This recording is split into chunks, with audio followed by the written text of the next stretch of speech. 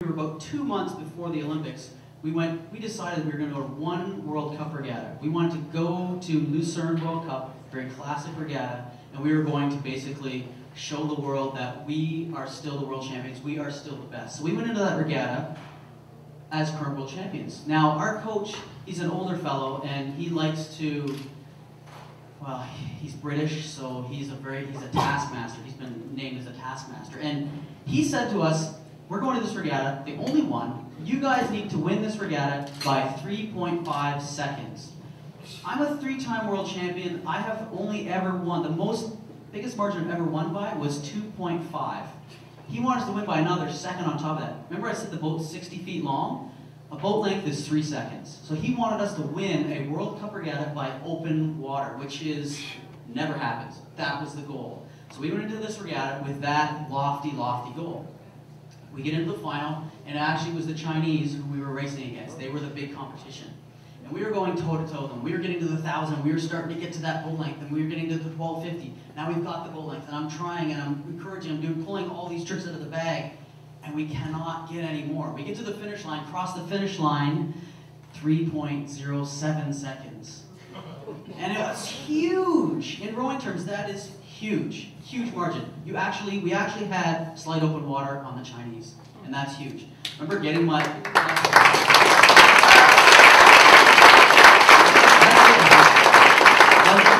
funny part of that, though, is we all were standing there getting our medals, it should be a proud moment. You got a World Cup gold medal, it was my 5th one.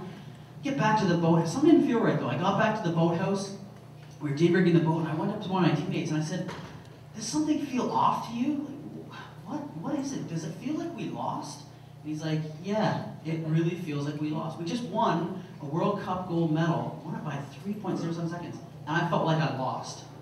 But then I thought, that wily old British fellow, he knows what he's doing. He has now got us motivated so that when we go back to Victoria, remember I talked about work ethic and hard work? Now we're going back to Victoria because what he said to us, if you can win by 3.5 seconds, you will win a gold medal at the Olympics. Well, we didn't win by 3.5 seconds, so now we've got a lot of work to do to win that gold medal, which, it worked, because we came back to Victoria and we thought, well, how can we intensify our training even more and prepare ourselves even more for the Olympics?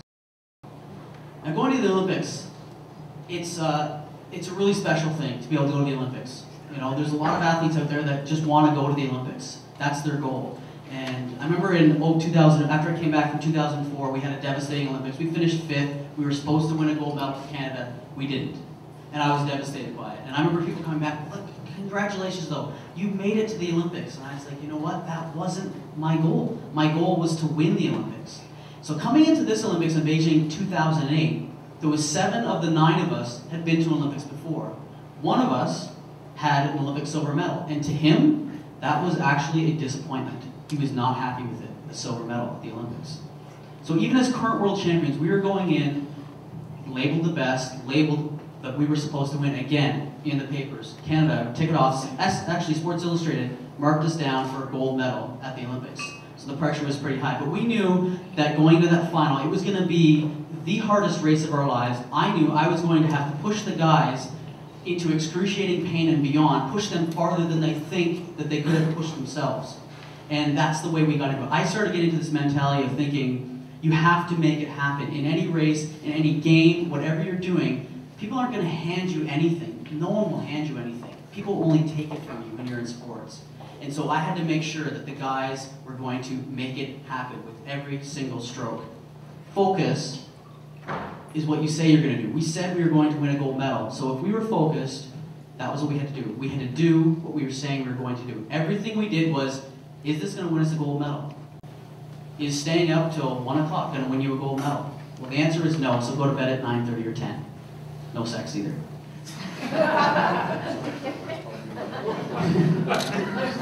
Says the guy with a child. Anyway. But now they can't even feel their legs because there's so much lactic acid. Their vision was here. They had peripheral. No, you no longer have peripheral. Some of them are actually starting to see stars now. That's what they're starting to see. But they are still going with everything they have. I actually started the finish sequence 4 strokes before we got to the 1500 meter because I saw the British starting to go, I saw the Americans starting to go. They know it's 1 minute 20 seconds to the finish line. They're in silver, they're in bronze, they want to come after us, so they start attacking. They start to move, and I tell the guys that's happening. 400 meters out, I say, guys, we have to consolidate the stroke. We have to nail it now. They do. We stop the British, stop the US. I tell them, you're fighting attacks off from both sides. You're still doing it. Red buoys are 250 meters to go. The first thing I said was, guys, set in 2, 7 strokes, first 7. To the finish line, it was going to be 7, 7, 7, 10. So they had 31 strokes to go to the finish line. That's all you have to do for an Olympic gold medal. We were fighting, pushing them off, holding them, pushing them off, holding them. They were moving on us, they were coming back. Everyone on TV was thinking, oh my God, they're coming back, the Canadians. Relax, I got it under control.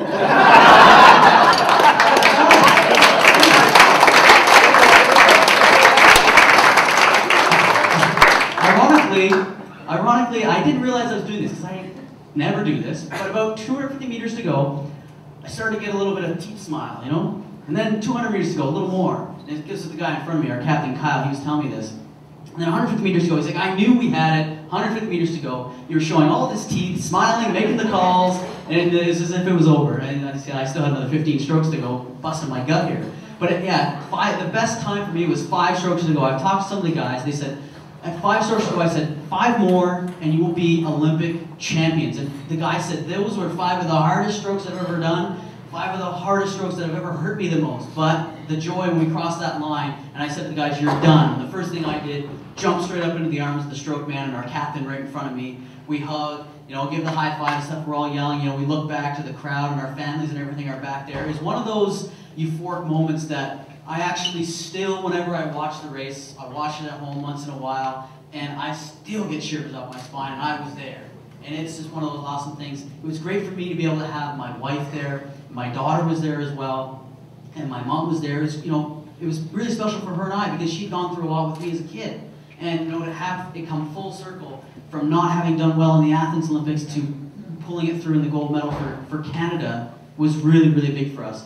And as I reflect back to that day, one of the things that will stick with me for a really long time is when I looked at all the guys and they were all smiling and I saw the joy on their face, it was because I helped get that joy into their face. I helped them achieve their goal and their families were there basking in the joy with them. I'll never forget that because it was really special to me.